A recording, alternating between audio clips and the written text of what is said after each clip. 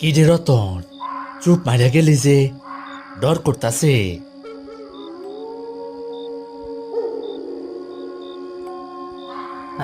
না ভাইজান, ডর করে না।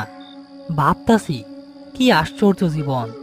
এই যে মাইয়াটা, হয়তো কত স্বপ্ন আছিল চোখে, আর এখন একলা পইরে আছে ভ্যানের উপর।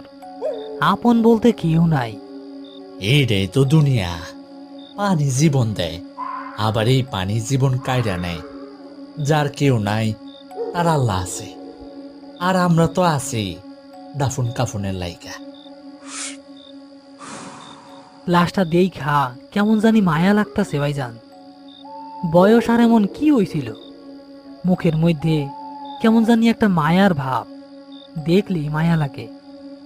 কিন্তু শরীরটা কেমন পানি খাইয়া ফুইলা ঢোল হইয়া গেছে। 3 দিন ধইরা নদীতে ভাসতাছিল। পুলিশ খবর দিয়ে মর্গে পাঠাইছে। তারপর তো আমরাই আনলাম। পানিতে ডোবা লাশের এই এক সমস্যা, শরীরটা ঠিক থাকে না। ঠিক থাকবই বা কেমনে? পানিতে ভাইসা থাকা লাশগুলার তো আর স্বাভাবিক মৃত্যু হয় না।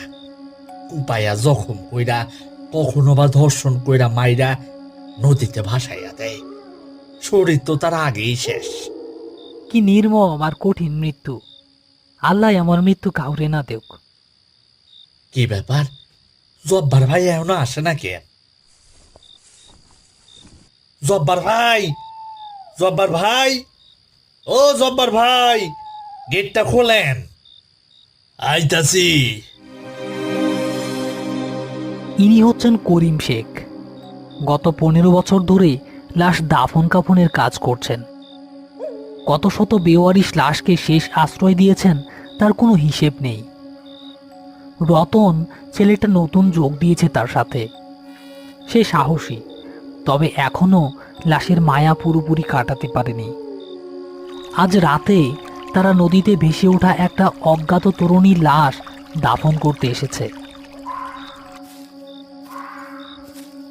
আজ এত রাত করলা যে?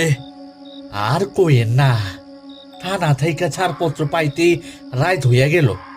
রতন, ধর লাশটা, সাবধানে নামা। তারা দুজনে ধরাধরি করে লাশটি ভ্যান থেকে নামিয়ে ভেতরে নিয়ে যাচ্ছে। হ্যারিকেনের স্বল্প আলোয় গোরস্থানের চারপাশটা খুব একটা দেখা যাচ্ছে না।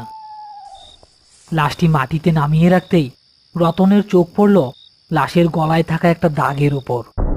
ভাইজান, একটা জিনিস খেয়াল করছেন? এই জিনিস